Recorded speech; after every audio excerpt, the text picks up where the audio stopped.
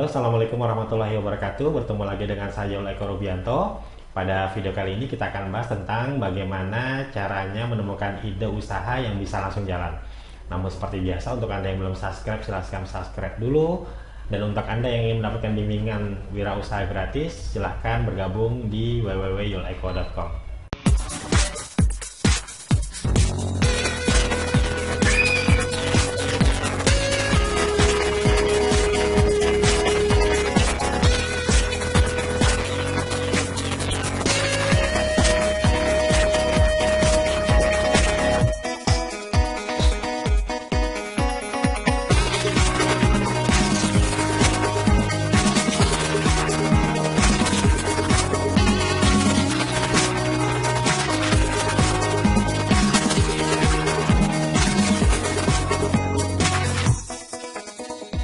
Oke, kita mulai teman-teman sekalian ya.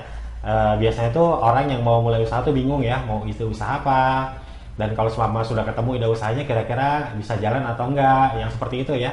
Biasanya hal tersebut tuh terjadi karena kita tuh terlalu rumit ya dalam memikirkan ide usaha. Sebenarnya kalau kita lihat di luar sana banyak sekali gedung bertingkat ya yang mengelola sebuah perusahaan itu, mereka tuh sebenarnya bukan usaha yang dalam pikiran kita tuh jet set, misalnya kilang minyak atau emas atau sebagainya, tidak yang seperti itu. Mereka tuh di sana ada Unilever yang produknya itu bikin sampo, bikin sabun seperti itu, yang ada sebenarnya ada sehari-hari di sekitar kita. Ada juga Indofood yang sebenarnya tuh bisnisnya itu ya kecap, saus, mie instan dan seperti itu ya. Jadi bukan barang-barang yang sebenarnya tidak spektakuler ya, sebenarnya sudah ada di tengah kita sehari-hari, tapi ya bisa besar, bisa menguntungkan kalau dijalankan dengan sebaik-baiknya. Nah, bagaimana dengan kita yang mau mulai usaha? Oke, kita juga tidak usah berpikir terlalu rumit. Kita akan berpikir tentang apa yang ada di sekitar kita aja. Oke? Nah, karena hal tersebut ya di www.yuleko.com ya, silahkan teman-teman lihat ya. Untuk teman-teman yang memang kebingungan mencari ide usaha, saya sudah membuat ini panduan ya, atau guiding untuk Anda yang mau mulai usaha, yang ingin menemukan ide usaha ya. Jadi guiding ini sebenarnya seperti saya ini berperan sebenarnya dalam sistem guiding atau coaching ini, saya sebenarnya berperan sebagai tukang parkir saja. Jadi bukan berarti saya ini lebih pintar dari teman-teman semua ya. Ibarat tukang parkir kan mungkin teman-teman lebih jago dalam menyetir, terutama di bidang yang teman-teman kuasai gitu kan. Tapi sebagai tukang parkir, saya tugasnya adalah mengarahkan saja untuk agar teman-teman bisa menemukan jalan yang lebih bagus dan bisa menemukan jalan yang baik gitu ya. Seperti itu saja sebenarnya fungsinya. Oke, teman-teman sekalian, silakan yang belum download bisa download dulu di www.yuleko.com. Jadi teman-teman akan lihat seperti ini ya, seperti di gambar layar ini. Oke, silakan ya, di sini ada lembar ini. Kalau teman-teman nanti misalnya kebingungan, butuh bimbingan gitu ya, silahkan boleh ditulis namanya, nomor telepon sebagainya, nanti bisa difoto, bisa disalahkan ke nomor WhatsApp saya yang ada di link di bawah ini. Ya, silakan ya teman-teman, misalnya bingung juga bagaimana mengisinya, teman-teman juga bisa diskusi dengan saya melalui nomor WhatsApp atau melalui kolom komentar yang tersedia di bawah link ini ya.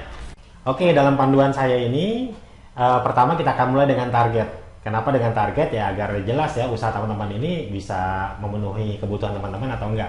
Dan target ini saya bagi menjadi dua. Yang pertama ada target finansial, yang kedua target non finansial. Target finansial itu saya berkaitan dengan uang ya, karena usaha itu berarti kita memang sedang mencari penghasilan. Sedangkan target non finansial itu hal-hal yang bisa menyemangati teman-teman sebenarnya. Karena kita tahu ya, ya hidup ini nggak cuma sekedar tentang materi, tapi juga ada tujuan-tujuan non finansial. Jadi kalau bisa bidang usaha ini juga memiliki nilai non finansial buat kita. Misalnya kalau saya itu pengen punya usaha yang bisa membantu orang lain juga untuk meningkatkan penghasilannya gitu ya, dengan program-program wirausaha yang saya buat. Saya juga ingin punya jaringan entrepreneur Indonesia yang kuat ya, sehingga kita bisa maju di atas bangsa-bangsa lainnya, seperti itu ya. Teman-teman bisa saja misalnya saya ingin bahagiakan keluarga, saya ingin berguna bagi bangsa dan negara, saya ingin membuat Indonesia sehat dengan produk-produk kesehatan yang saya miliki, yang seperti itu ya. Pokoknya obsesi-obsesi atau keinginan-keinginan yang bersifatnya non finansial, silahkan teman-teman juga masukkan dalam panduan yang saya sediakan ini.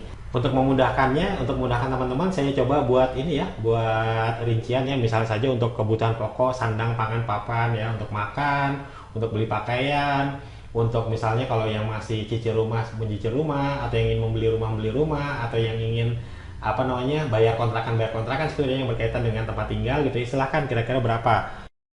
Di sini teman-teman catat misalnya saja 3 juta rupiah gitu ya. Misalnya saja 3 juta rupiah ya untuk kebutuhan sandang pangan papan gitu ya. Ini contoh saja ya. Lalu yang kedua misalnya saja untuk pendidikan misalnya teman-teman budgetkan 2 juta gitu ya. Oke, lalu misalnya saja kemudian untuk tabungan, saya mau nabung sebulan tuh minimal 1 juta gitu ya. Ini contoh. Lalu kehidupan sosial ya, karena kita perlu sosial untuk sumbangan, traktir teman, ya yang semacam itulah kehidupan sosial berapa, misalnya 1 juta, dibudgetkan 1 juta rupiah. Lalu misalnya saja juga untuk hiburan, kita kan perlu hiburannya, misalnya perlu jalan-jalan, perlu nonton film dan sebagainya, kira-kira berapa? Misalnya 1 juta. Oke. Terus nanti kebutuhan lainnya ya, untuk kebutuhan darurat atau kebutuhan yang lain lah yang di luar kebutuhan yang ini nih yang sudah kita catat di sini apa saja, silakan teman-teman catat. Misalnya berapa? 1 juta juga gitu ya. Oke, lalu kita jumlah berapa nih? 3 juta tambah 2 juta tambah 1 juta, ini totalnya adalah 9 juta. Oke, misalnya untuk target awal nih, untuk kebutuhan dasar saja kita butuh uang sekitar 9 juta rupiah. Oke, nah nanti kita akan cari bisnis yang kira-kira bisa dapatkan 9 juta rupiah sebulan. Oke, seperti itu ya. Begitu juga dengan target non finansial. Silahkan teman-teman boleh catat di sini. Misalnya saja saya ingin membangun kekuatan entrepreneur Indonesia. Gitu ya.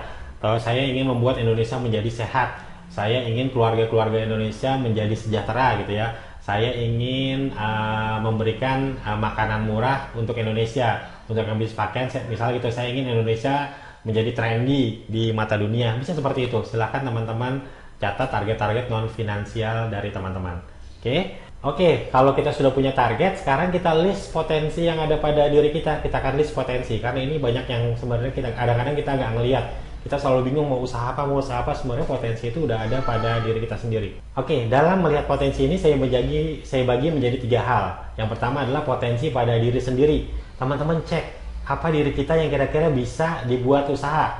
Misalnya saja hobi teman-teman misalnya main game. Teman-teman misalnya bisa buka tentang peralatan game atau kursus main game atau tutorial game seperti itu ya. Misalnya teman-teman punya keahlian masak, teman-teman bisa bikin usaha. Misalnya saya mau bikin restoran, saya mau bikin warung masak, seperti itu ya. Teman-teman coba list apa potensi yang ada di diri teman-teman semua. Misalnya juga teman-teman di situ juga misalnya teman-teman punya kendaraan, sepeda motor, itu termasuk potensi diri ya. Sepeda motor, saya misalnya mau ojek online gitu misalnya, atau saya mau bikin bisnis transportasi seperti itu ya. Atau juga misalnya teman-teman yang suka mancing, wah saya punya halaman, saya mau buka pemancingan seperti itu ya. Itu potensi yang ada pada diri teman-teman. Coba teman-teman list seperti itu ya. Kalau misalnya teman-teman masih bingung ya potensi pada diri sendiri, teman-teman juga bisa cek potensi yang ada pada orang lain, pada keluarga, pada tetangga, atau pada kenalan yang teman atau kenalan yang teman-teman punya. Misalnya saja apa? Misalnya saja saya punya teman yang punya konveksi, berarti saya bisa bisnis konveksi atau menjual pakaian jadi seperti itu. Misalnya saya punya ibu atau keluarga yang jago masak, berarti saya bisa bisnis catering. Atau teman saya ini punya catering, saya akan masakin catering seperti itu. Jadi kalau kita belum punya keahlian, kita bisa melihat keahlian orang-orang atau lingkungan sekitar. Atau yang ketiga, teman-teman juga bisa melihat dari lingkungan. Lingkungan itu maksudnya gimana? Misalnya teman-teman dekat pasar gitu ya, ya berarti teman-teman bisa dagang di pasar, cari saja produk-produk yang kira-kira bakal laku di pasar. Atau teman-teman misalnya rumahnya dekat pemancingan gitu ya, dekat pemancingan ya, teman-teman bisa buka usaha pakan pancing, alat pancing, atau ya semacam aksesoris pancing ya. Atau lingkungannya kira-kira banyak yang piara burung misalnya gitu ya, teman-teman bisa buka usaha pakan ternak, vitamin burung, kandang, ya seperti itu. Contohnya apalagi, misalnya saja teman-teman ke stadion bola gitu ya, atau stadion olahraga, teman-teman bisa jual pakaian-pakaian olahraga. Atau lihat-lihat momen, misalnya momen tahun baru, teman-teman bisa jual trompet. Momen lebaran, teman-teman bisa jual produk-produk baju lebaran, ketupat, misalnya juga momen momen pertandingan olahraga gitu ya teman-teman. Wah, tahu nih sebulan lagi bakalan ada pertandingan bulu tangkis gitu ya, Indonesia masuk final. Itu teman-teman bisa tuh mulai membeli kaos-kaos bulu tangkis, raket dan seperti itu, karena biasanya di momen-momen seperti itu, di lingkungan situasi seperti itu, barang-barang tersebut akan laku. Seperti itu ya teman-teman. Nah, ini silakan masukkan saja listnya di sini. Misalnya saja seperti ini, kita masukkan contohnya hobi sepak bola. Sepak bola. Ini contoh saja ya, maaf kalau tulisannya ini ya, misalnya buka pelatihan atau misalnya buka kursus sepak bola atau buka lapangan futsal, sewa lapangan futsal ya, gitu ya, dan lain-lain ya. Misalnya teman-teman hobi masak, punya kalian masak ya, teman-teman bisa masukkan buka restoran seperti itu. Atau ya gitu, ini masak ini nggak harus diri teman-teman ya, jadi lingkungan, tetangga, silakan saja masukkan saja ke situ idenya. Atau misalnya wah dikit lagi nih ada tahun baru misalnya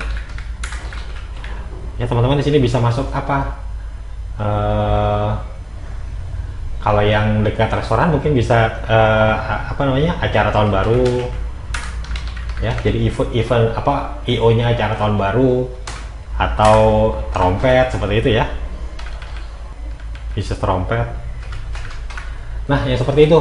Jadi teman-teman silakan list sebanyak-banyaknya sampai nanti kira-kira dapat ide, wah ini nih yang paling bisa saya jalankan nih, seperti itu ya. Dibuat saja listnya dulu.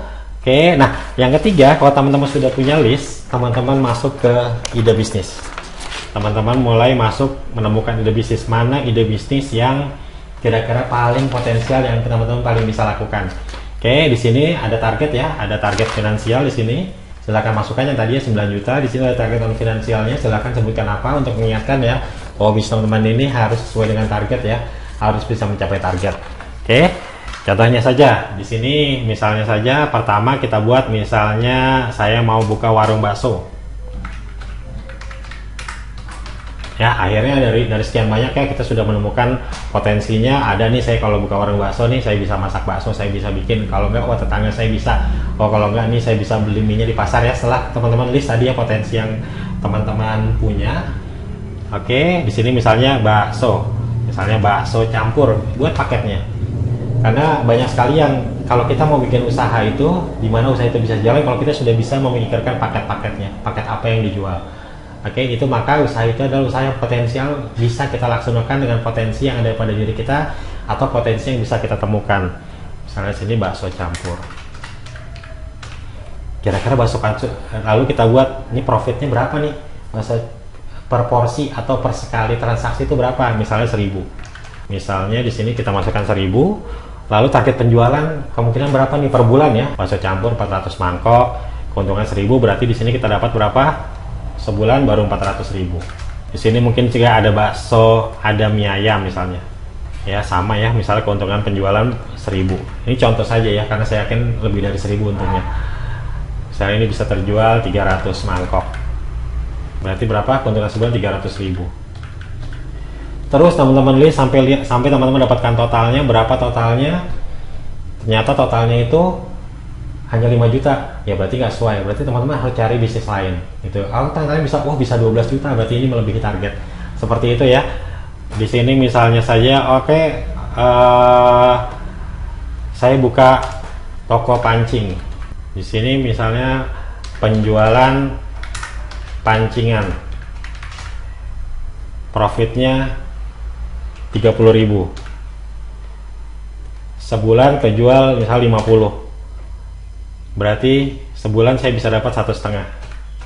Lalu misalnya umpan, di sini umpan ini misalnya keuntungannya satu umpan itu misalnya 5.000. Kira-kira saya bisa jual 100 umpan setiap bulan. Maka di sini saya bisa dapat untung 500.000. Dan seterusnya seperti itu sampai teman-teman mendapatkan ide usaha yang fix. Nanti kalau sudah dapat, pilih salah satu. Misalnya teman bisa isi sebanyak-banyaknya. sebanyak-banyak diekspor sampai teman-teman di sini mendapatkan, wah nih kalau usaha ini saya bisa dapat target saya 9 juta per bulan tadi nih dari keuangan. Ini usaha nih saya bisa dapetin dari sini nanti bahannya. Saya bisa dapetin dari jualannya ke sini. Seperti itu. Sampai teman-teman dapat seperti itu, maka itulah ide usaha teman-teman. Ya. Gampang-gampang susah ya. Tapi silakan teman-teman coba. Nanti kalau bingung teman-teman bisa diskusi dengan saya melalui nomor WhatsApp yang saya sediakan di link di bawah ini. Demikian dulu untuk pertemuan kita, bagaimana cara mencari ide usaha. Semoga bermanfaat, semoga teman-teman bisa nangkap. Yang penting harus dipraktekkan dulu, nanti kalau bingung kita bisa diskusi. Oke, terima kasih banyak atas perhatiannya. Assalamualaikum warahmatullahi wabarakatuh, sukses selalu buat Anda.